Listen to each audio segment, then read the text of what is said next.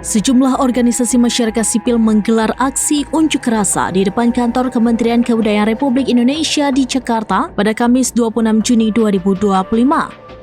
Aksi tersebut dilakukan gabungan Koalisi Masyarakat Sipil untuk melawan impunitas yang terdiri dari Kontras, LBH Jakarta, Imparsial, Amnesty International Indonesia, serta sejumlah badan eksekutif mahasiswa dari Fakultas Hukum UI dan Universitas Muhammadiyah Jakarta bersama para aktivis aksi Kamisan.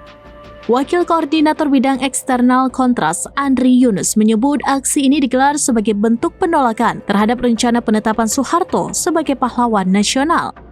Ia juga menyoroti Kementerian Kebudayaan Republik Indonesia Fadlizon yang ditunjuk sebagai Ketua Dewan Gelar Tanda Jasa dan Tanda Kehormatan.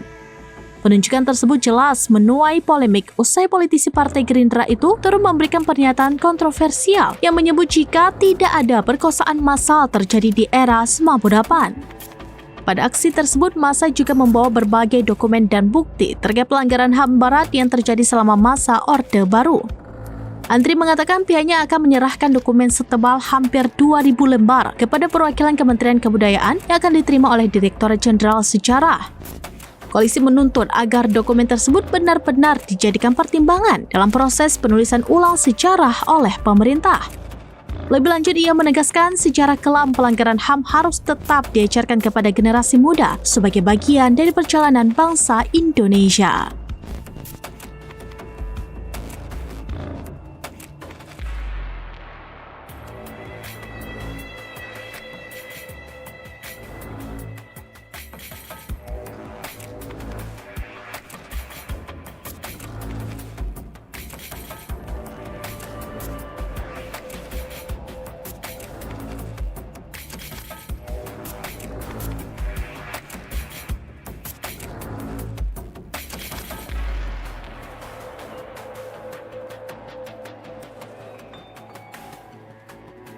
Download Tribun X sekarang, menghadirkan lokal menjadi Indonesia.